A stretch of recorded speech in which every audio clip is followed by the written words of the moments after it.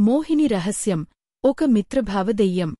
చిత్తూరులోని చిన్న గ్రామంలో మోహిని అనే దెయ్యం ఉండేది. కాని ఆమె భయంకరమైనది కాదు. అయితే గ్రామస్థులు ఆమెను చూస్తూనే భయపడుతూ పరుగెత్తిపోతుండేవారు.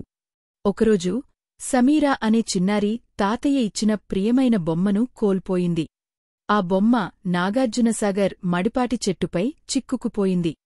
సమీరా ఏడుస్తూ ఎవరైనా నా బొమ్మను తెచ్చండి అని కోరింది. మోహిని ఈ సమస్యను గమనించింది. ఆమె ముదువుగా సమీరాతో మాట్లాడింది. భయపడుద్దు చిన్నారి, నేను సహాయం చేస్తాను అని. సమీరా మొదట భయపడ్డా, కాని మోహిని ఆశీర్వాదంగా వచ్చిన మిత్రురాలు అని తెలుసుకున్న తర్వాత నిజమేనా? కాని కనపడకుండా పోవద్దు అని చెప్పింది. మోహిని తన ప్రకాశంతో చెట్టుపైకి ఎగిరింది. కొద్దిసేపట్లో బొమ్మను సురక్షితంగా సమీరాకు అందించింది. సమీరా ఆనందంతో ధన్యవాదాలు మోహిని, నువ్వు చాలా మంచిదే అని చెప్పింది. అలా గ్రామంలో దెయ్యాలు భయంకరంగా ఉండవని భావన మారింది.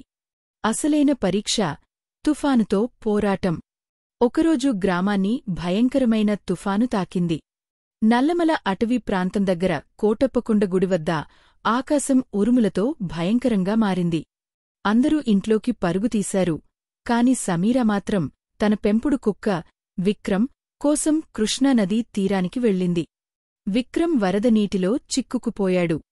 సమీరా గట్టిగా అరిచింది, ఎవరైనా సహాయం చేయగలరా? మోహిని సహాయానికి వచ్చింది. అది విన్న మోహిని, నీవు భయపడొద్దు సమీరా, నేను విక్రమ్ను రక్షిస్తాను అని చెప్పింది.